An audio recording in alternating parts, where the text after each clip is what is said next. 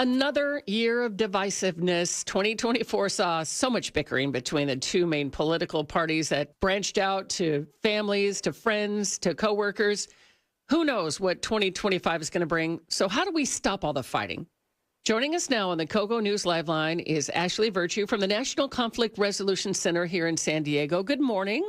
Good morning. So good to be here. It's nice to have you here because I'm hoping you can tell us the magic answer. What is it that we can do to stop all of the bickering? Well, Veronica, you and listeners are not alone if they're feeling this way. We are seeing a sense of divisiveness and polarization that has never really existed before, and a lot of trepidation going into the new year as the government transitions power and new policies will put in place.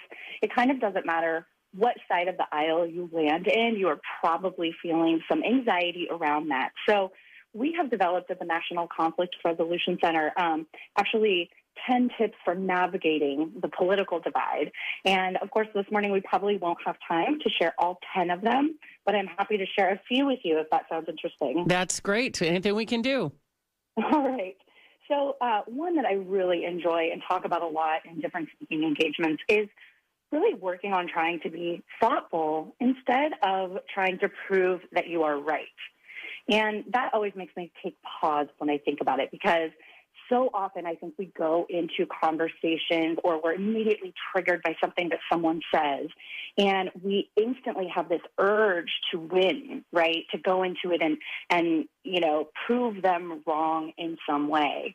And I think instead, if we approach the conversation with how can I be thoughtful about what I want to say or how I want to hear this information, it really changes, I guess, the mentality of our end goal in that moment. And instead of just trying to win at all costs, we're actually a lot more thoughtful about how we approach it, the questions that we ask, et cetera. And then that kind of leads to a second tip when I mentioned asking questions.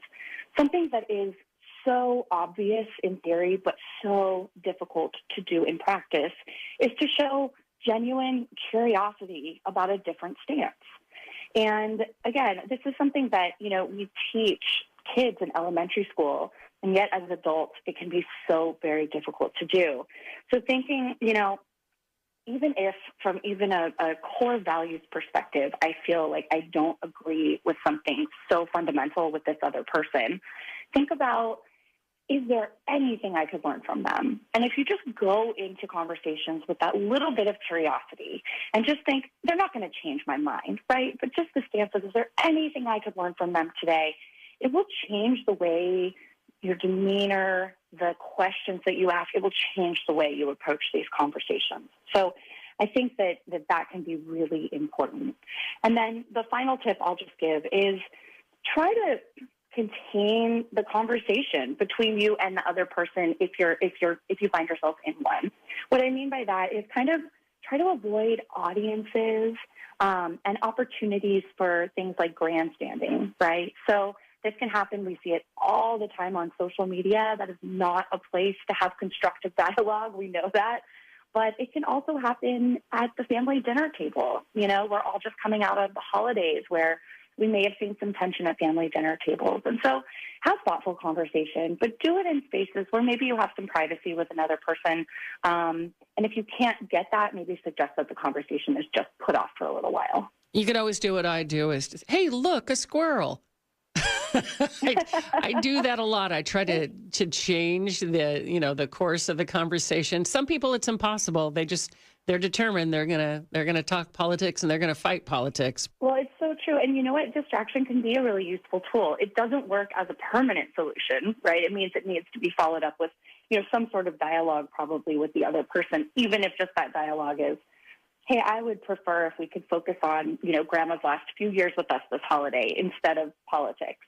But in the moment, sometimes that's the best thing to do is change the course of the conversation. Right. Where can people find out all the tips that you have?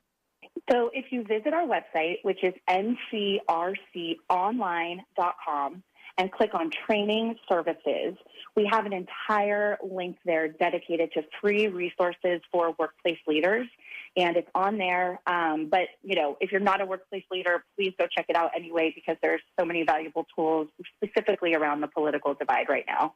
All right, Ashley Virtue from the National Conflict Resolution Center in San Diego. Thank you so much, and have a nice new year. All right. Thank you, too. Happy New Year.